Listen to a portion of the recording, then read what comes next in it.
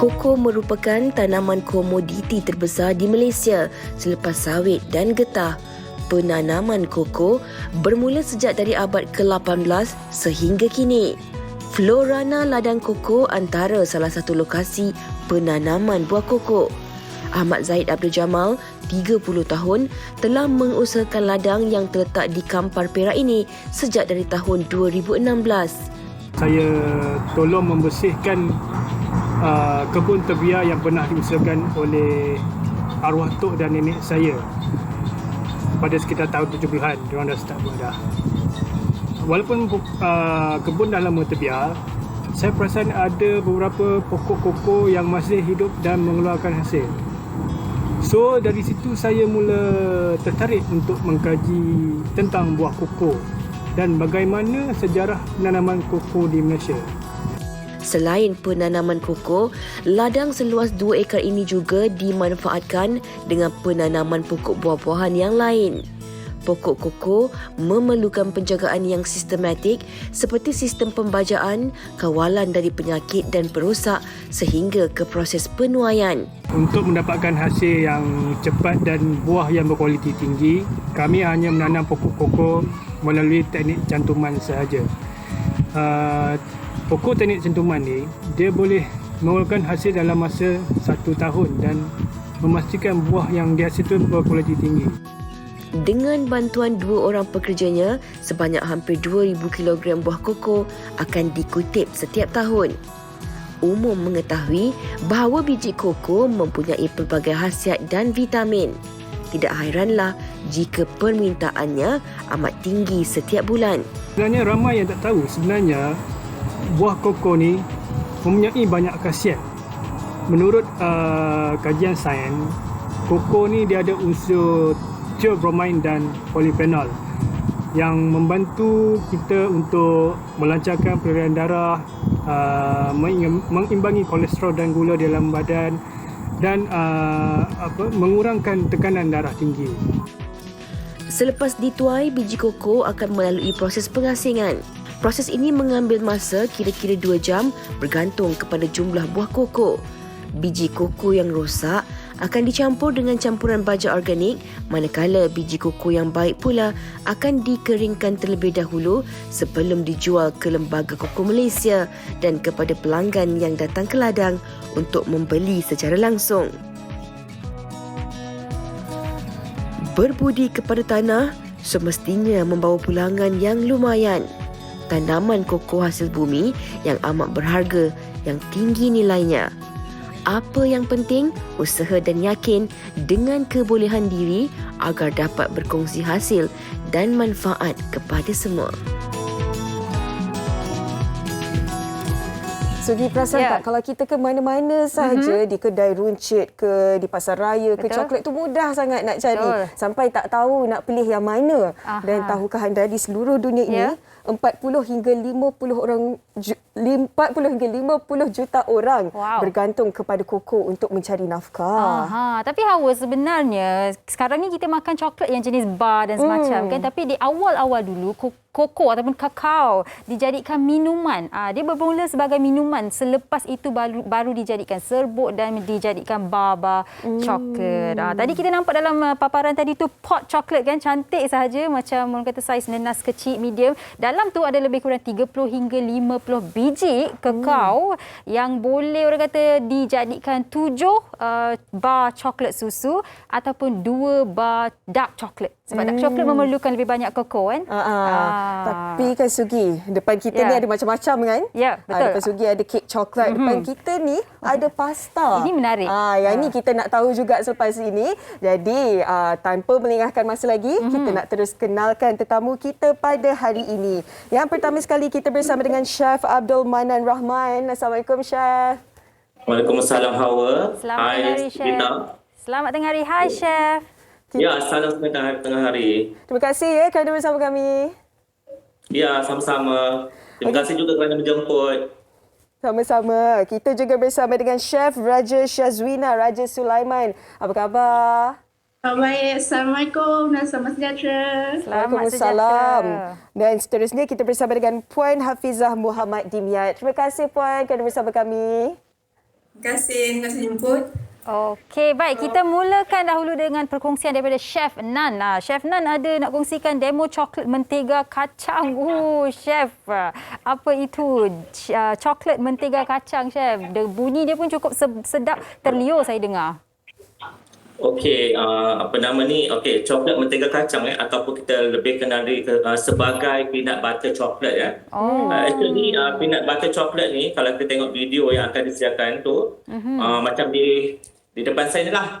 Saya bertemankan dengan Pradin, kita panggil Pradin, peanut butter chocolate. Di dalamnya, inti di dalamnya kita letakkan dengan peanut butter. Dia memang sangat sinonim. Peanut butter dengan coklat sangat sinonim. Lagi-lagi kalau kita gunakan dark chocolate. Kita tengok dekat video tu, itu adalah cara-cara saya membuat peanut butter chocolate ataupun apa nama ni, mentega kacang coklat. So kita kena buat proses tempering. Sebelum tu kita buat tempering method ataupun proses tempering. Kita kena buatkan pelongsong dia. Pelongsong dia tu untuk kita pipekan peanut butter. Dan kat situ kita letak peanut butter. Okey.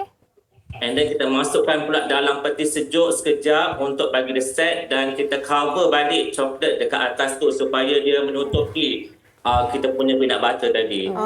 Nanti lepas tu kita masuk ke dalam peti sejuk. Baik. Chef, tadi Chef ada sebutkan lagi sedap kalau gunakan dark chocolate kan. Jadi coklat ni ada beberapa jenis kan. Kalau boleh Chef jelaskan lagi kepada kami mengenai rasanya dan penggunaan coklat-coklat yang pelbagai ni.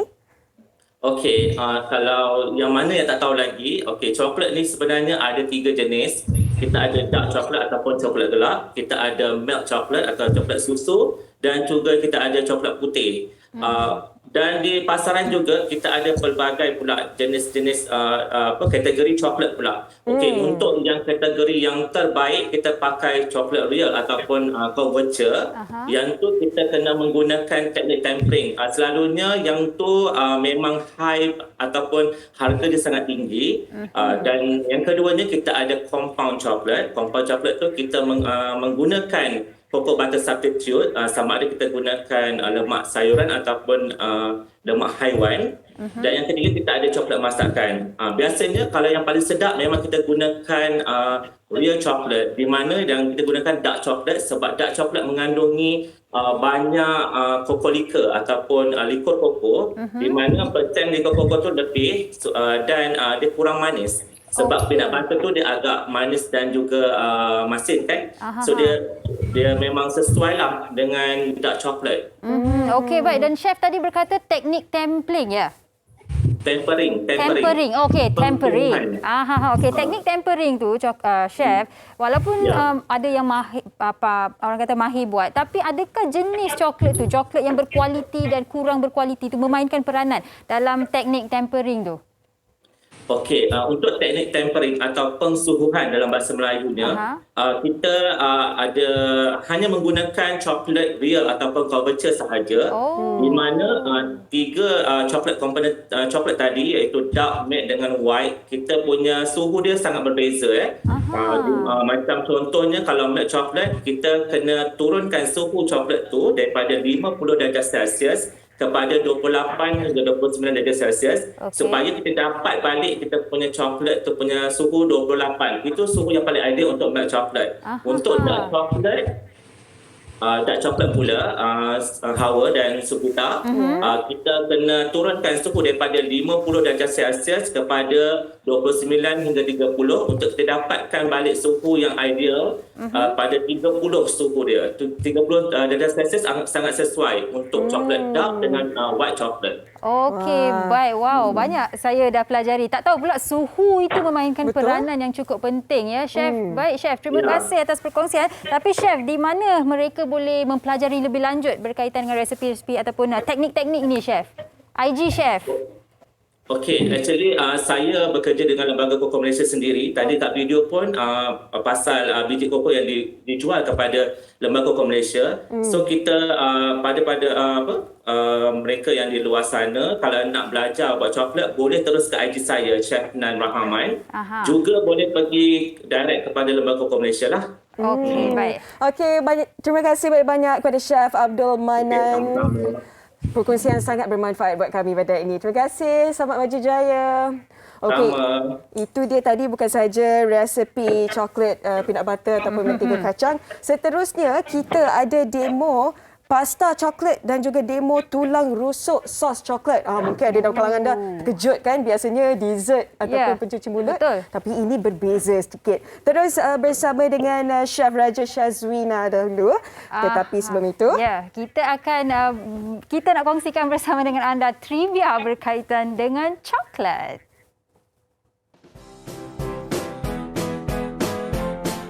Seperti yang kita tahu, coklat dapat menaikkan mood seseorang dan menghilangkan stres. Namun tahukah anda, pada zaman dahulu, biji koko digunakan sebagai mata wang kerana ia dianggap sangat bernilai lebih daripada emas. Fakta kedua, terdapat sungai yang diperbuat daripada coklat. Dalam filem Willy Wonka and the Chocolate Factory yang ditayangkan pada tahun 1971, babak yang menunjukkan sungai pada coklat itu diperbuat daripada 15,000 galon air yang dicampurkan dengan coklat dan krim. Acara tahunan pameran dan pertunjukan fashion Salon du Chocolat yang disambut bagi meraihkan Hari Coklat dan Koko sedunia ini sering mencuri tumpuan pencinta coklat. Saban tahun lebih 200 chef pastry dan chef coklat dari pelosok dunia akan mempersembahkan hasil karya agung mereka melalui rekaan fashion pakaian yang diperbuat dengan coklat. Menginap di Pondok Coklat? Tidak mustahil. Coklat cottage yang terletak di Perancis ini menarik minat ramai pelancong dari serata dunia.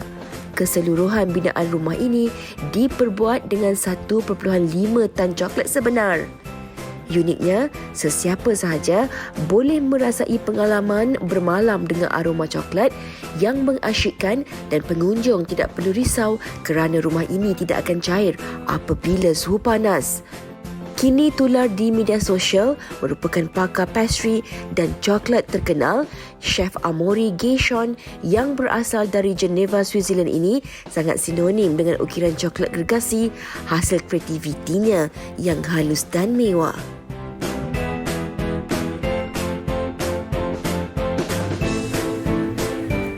wow, kalau ada idea yang kreatif je sebenarnya macam-macam boleh buat dan boleh menjana pendapatan juga. Dan di hadapan kita sekarang ni ada sesuatu yang cukup istimewa yang seperti Hawa dah kongsikan tadi, pasta, coklat dan juga demo tulang rusuk. Tulang rusuknya tak ada di sini. Kita ada pasta saja. Ya, tapi kita akan bersama dengan chefnya, iaitu Chef Raja Shazwina Raja Sulaiman, chef pastry dan kulinari. Hai. Hai. Wow. Okey, saya nak tanya dahululah, mana dapat idea nak buat pasta coklat? Bila saya dengar pun, pasta coklat ke pasta itu dibuat daripada coklat? Tak, actually macam kalau kita fikir coklat ni selalunya orang akan berkait dengan dessert. Betul. Dalam secara tak langsung kita tak tahu coklat ni juga boleh buat main dish. Seperti sos dia, boleh buat kena dengan pasta macam yang ada depan Hawa dengan Sanggita tu, kita pakai pasta oatmeal. Okey, baik, saya nak ambil lah benda ni. Okey, sambil awak terangkan ya chef, saya nak lihat apa antara yang ada kat hadapan ni. So usually kalau barang-barang kalau kena dengan coklat ni selalunya cinnamon lah, kulit kayu manis. Setakat ni kan tadi chef pun ada sebut biasanya kalau coklat ni orang makan sebagai dessert, pencuci mulut. Penerimaan pelanggan setakat ni coklat dengan makanan savoury ni bagaimana? Kalau macam kita cakap dekat Malaysia ni, first bila keluarkan tulang rusuk tu of course macam pelik kan dengan daging. Tapi bila kita kena betul-betul daging tu dengan sos coklat itself, memang kena, memang match sangat-sangat. Sebab dalam tu saya ada campurkan, kalau boleh tengok demo tu saya ada campurkan dengan sedikit spice, iaitu kita letak sebut cili juga. So rasa pedas, manis. Wow, lain macam ni. Tadi chef, saya dah cuba tadi. Saya letak ni coklat dekat atas. Tapi nak tahulah chef, coklat jenis apa yang chef gunakan ni? Nampak macam milky, dia macam ada banyak susu dekat dalam ni. Yes, untuk sos tu actually dalam tu ada chocolate milk. Okay. And also kita gunakan telur untuk buat sos tu. Oh, okey. Baik. Jadi kalau rasanya tu yang ni ada cinnamon lah ya, ada kayu manis lah ya. Yes, ada cinnamon dekat dalam sos tu itself. Oh, okey. Kalau selain daripada spaghetti kan, jadi apa antara pasta lain yang sesuai juga kalau kita nak makan dengan sos coklat tu, chef? Kalau macam saya, selalunya saya akan guna oatmeal lah, gandum lah kan. Sebab kadang kalau kita nak guna pasta yang macam sweet yang daripada sotong tu agak tak sesuai. Kecuali kalau kita masukkan seafood, lepas tu kita campur sedikit serbuk lada dan boleh bersesuaian.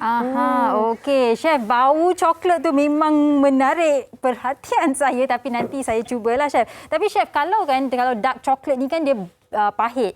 Kalau chef pernah cuba tak menggunakan coklat yang berlainan untuk makanan-makanan yang lain ataupun resipi lain? Pernah tak chef gunakan coklat berbeza? Selalunya kalau kita cakap, orang takkan suka manis kan. Sebab sekarang pun banyak orang nak healthy life bila hidup. Jadi for me, dark chocolate memang amat sesuai sebab dia tak terlalu manis dan dia memang balance dengan rasa dia. Compare tu dengan coklat putih lah, milk chocolate. Okey, menarik chef berkata coklat putih sebab chef dalam pembacaan saya ada yang berkata coklat putih itu sebenarnya bukan dalam kategori coklat sebab dia tak ada coklat koko kat dalam dia. Dia hanya setakat ada kakao butter, susu, gula dan sebagainya. Tapi bagi saya coklat putih adalah coklat. Masih dalam kategori coklat.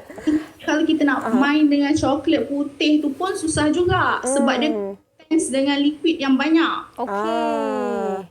Lagi satu kan chef, biasanya kalau bagi saya lah, masyarakat di Malaysia mungkin dah biasa sangat kalau coklat ni dengan makanan manis kan. Jadi di negara luar, yang mana kalau coklat ni sebagai hidangan utama bersama dengan spaghetti, pasta dan sebagainya adalah kebiasaan mereka? Mexico memang selalunya. Kalau kita cakap Mexico, diorang memang selalu gunakan coklat dalam main dish diorang. Okey, baik. Itu Mexico. Kalau Malaysia, chef, semua orang suka apa-apa yang berkaitan dengan coklat. Lepas ni coklat. Ya, betul. Lepas ni kita cuba pasta pula. Baik, chef. Chef ada restoran ataupun IG yang ingin dikongsikan bersama dengan penonton? Ada, boleh ikuti saya di Facebook Raja Shazwina dan IG saya di Chef Rajawina. Okey, terima baik. kasih banyak-banyak chef. Jaga diri. Okay, you too. Terima kasih chef. Okey, baik Hawa. Tadi saya dah cakap dah. Sebenarnya saya suka coklat putih walaupun dia manis sedikit kan. Patutlah backup tadi. Ya, saya kena sokong apa saya suka. Dan kita berkesempatan bertanya kepada penonton, apakah coklat kegemaran mereka? Jadi jom kita saksikan apakah jawapan mereka.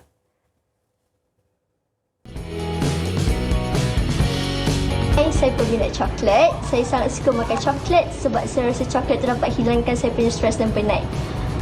Lagi-lagi sekarang kita kerja daripada rumah, so kalau penat pun bukan boleh keluar rumah kan. So saya akan makan coklat untuk hilangkan rasa stres tu. Dulu makan coklat ni sebab sedap, tapi sekarang bila dah besar panjang ni baru tahu tentang dopamine aspects of coklat kan. So sekarang memang incorporate dalam diet harian coklat ni sebab dia macam menceriakan hari yang suram. I rasa semua perempuan suka coklat. So memang I rasa coklat tu memberi impact untuk I bila I makan tau. So macam contoh I tengah moody ke kan, so dia boleh bagi I impact macam I akan rasa chill, reduce tension. Saya suka coklat sebenarnya sebab saya suka baking. So mostly saya akan guna coklat sebagai saya punya base untuk saya buat kek ataupun brownie. Saya antara penggemar coklat, paling suka sekali coklat, dark coklat. Secara peribadi, saya sangat sukakan coklat. Sebab apa? Yang pertama, boleh hilangkan sugar craving saya. Dan yang kedua, boleh riliskan stres dan tension bila saya makan coklat. Paling latest sekarang ni saya suka yang ada corn ice cream. Dia ni paling sedap sebab luar tu rasa rangup. coklat filling tu secara rasa cair. So yang ini memang paling saya suka. Saya memang sweet tooth, jadi saya prefer white chocolate. Mostly I paling suka white chocolate. Sebab I rasa macam bila I makan white chocolate tu dia akan rasa creamy. So sedap lah, I suka yang tu lah. Kalau tanya saya paling gemar dark coklat sebab boleh rasa pahit dan manis tu seimbang kan. Dan selain tu, saya suka juga minuman coklat. Panas ke sejuk, memang sedap lah. Wow, semua suka coklat ya. Yeah. Ada geng Sugi juga suka coklat putih. Ada geng saya juga yang suka di cone ice cream tu. Kalau Yeah. kita makan ice cream kan, kita nantikan di hujung tu. Okey. Yang paling manis ada coklat dengan cone tu. Okey, jadi jom kita tingkatkan hormon serotonin dan kita happy-happy, hilangkan stres makan coklat. Ya. Okey, seterusnya ini paling saya teruja, paling saya excited kerana ada kek dekat depan saya ni yang ada surprise dekat dalamnya. Tak okey. sabar saya nak ketuk. Tetapi sebelum tu Sugi. Ya, kita bersama dengan Puan Hafizah Muhammad Dimiat yang akan berkongsi bersama dengan kita menunya iaitu demo kek coklat ketuk. Puan Fiza ya. Ya, saya. Okey, baik Puan boleh kongsikan mengenai kek ketuk ni. Dekat depan saya ada yang dinosaur, dekat depan Hawa ada yang pretty dengan depan princess. Sugi pun ada juga. Okey. Puan mana dapat inspirasi ni? Sebab coklat ni warna hijau. Macam mana tu Puan? Sebenarnya kek coklat ketuk ni sebenarnya saya dapat inspirasi daripada kawan saya. Teruskan Puan. Okey, dia bagi tahu saya sebab tak ramai orang buat kek coklat macam ni. Oh, jadi bila tu Puan Fiza dah mula? Sorry? Bila Puan Fiza mula buat kek coklat ketuk ni? Kek coklat ketuk ni sebenarnya baru lagi. Baru sangat sebabnya saya suka explore benda baru. Okey. Saya tahu cabaran kawan saya untuk cuba sesuatu yang baru. Sebab selama ni saya cuma buat kek biasa.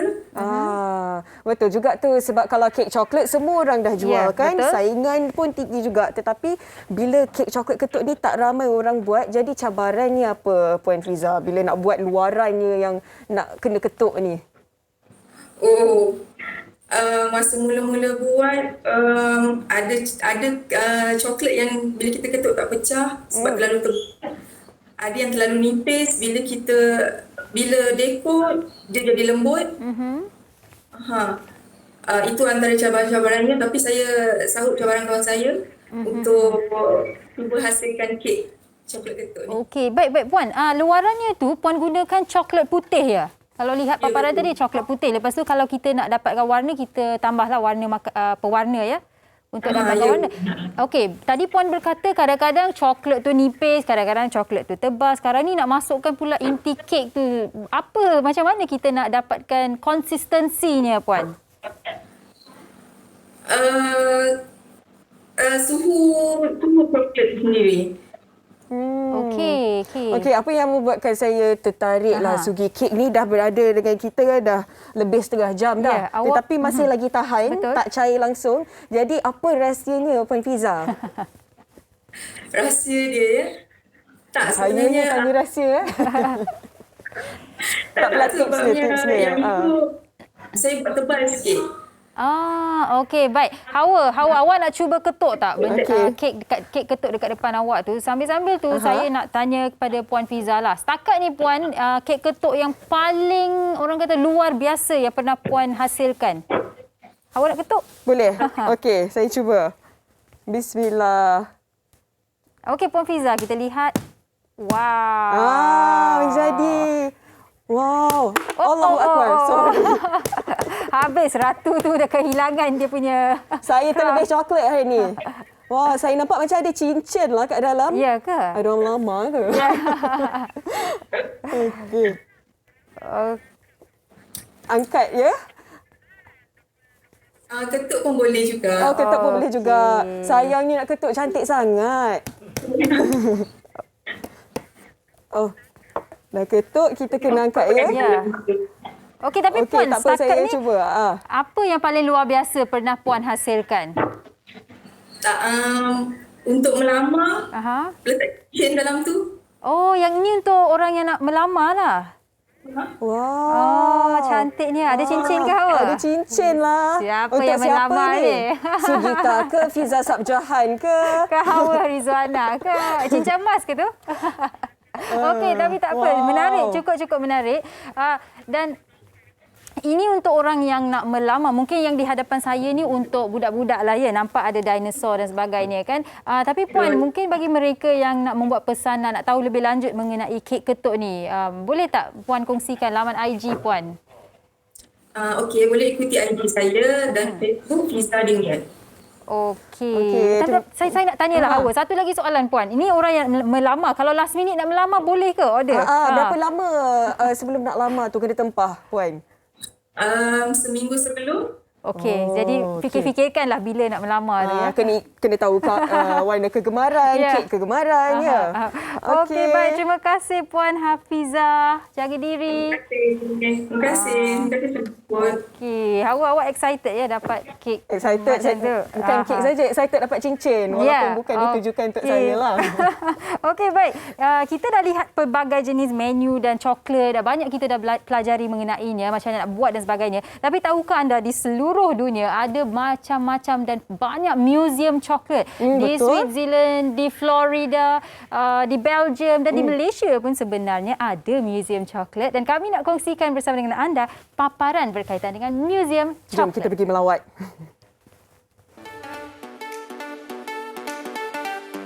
Sebaik sahaja melangkah masuk ke muzium ini, sudah terhidu aroma coklat yang segar dan mengiurkan. Terletak di Kota Damansara, Selangor, ia merupakan muzium coklat pertama di Malaysia dan Asia. Tentunya lokasi yang wajib dikunjungi bagi mereka yang menggemari coklat. Muzium ini adalah sebahagian CSR di mana pengasas syarikat kami ingin memberi semula kepada masyarakat melalui perkongsian tentang coklat. Fokus kami adalah 3E, Education, Experience dan Enjoyable Shopping. Selain syarat dengan informasi tentang sejarah kukuh di Malaysia dan seantero dunia, pengunjung juga berpeluang merasai sendiri pengalaman membuat coklat dan keseronokan membeli belah hasil coklat tempatan dan juga antarabangsa. Yang pasti yang dijamin coklat hasil keluaran kami adalah halal. Selain dari itu, resepi kami yang unik dan istimewa untuk menepati citarasa tempatan. Seperti contoh, coklat kami antara yang terlaris adalah coklat durian.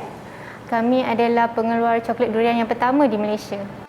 Antara tarikan lain yang terdapat di sini ialah replika pokok koko sebenar, kilang memproses coklat secara terus, koleksi arca dan ukiran coklat hasil kerjasama dengan Universiti Tempatan serta menara berkembang Kuala Lumpur setinggi 11 kaki yang dibuat menggunakan 525 kilogram coklat.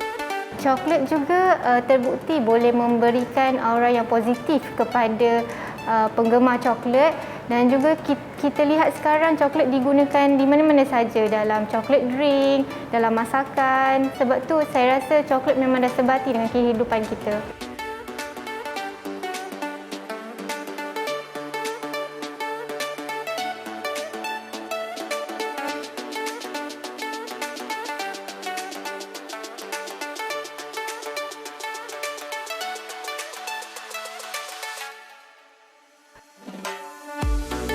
Kami rasa seronok yang mereka tidak perlu keluar negara.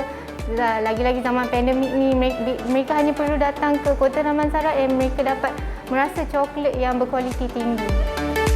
Apa yang perlu dibanggakan ialah cetusan ilham anak tempatan ini setanding muzium coklat antarabangsa yang lain. Bagi penggemar coklat, jangan lepaskan peluang untuk mengunjungi satu-satunya muzium coklat di Asia ini.